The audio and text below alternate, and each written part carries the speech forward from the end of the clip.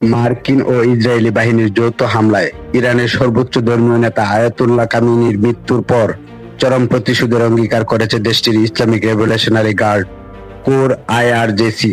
রাষ্ট্রীয় বার্তা সংস্থা ফার্স নিউজ এজেন্সির বরাতে সংবাদ মাধ্যম আল জাজিরা জানিয়েছে, খামেনির মৃত্যুতে গভীর শোক প্রকাশ করে আইআরজিসি এক বিবৃতিতে বলেছে, মানবতার সবচেয়ে নিষ্ঠুর ও সন্ত্রাসী হত্যাকারীদের হাতে এই মহান নেতার শাহাদাত তার বৈধতা ও আত্মত্যাগের চূড়ান্ত প্রমাণ।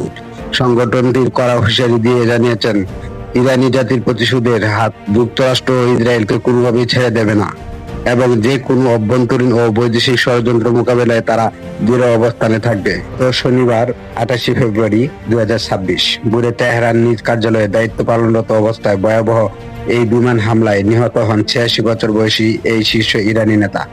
মার্কিন প্রেসিডেন্ট ডোনাল্ড ট্রাম্প এবং ইসরায়েলি প্রধানমন্ত্রী বেনিয়ামিন নেতানিয়াহু হামলার বিষয়টি নিশ্চিত করেছেন। এই হত্যাকাণ্ডের পর ইরানে 40 দিনের জাতীয় শোক এবং 7 দিনের সাধারণ ছুটি ঘোষণা করা হয়েছে। খামেনির মৃত্যুর পরপরই আইআরজিসি ইসরায়েল ও মধ্যপ্রাচ্যে থাকা মার্কিন ঘাঁটিগুলো লক্ষ্য করে কয়েকশো ড্রোন ও ক্ষেপণাস্ত্র ছুড়েছে, যার ফলে গোটা অঞ্চলে ভয়াবহ ও সংঘাতের আশঙ্কা তীব্র আকার ধারণ করেছে।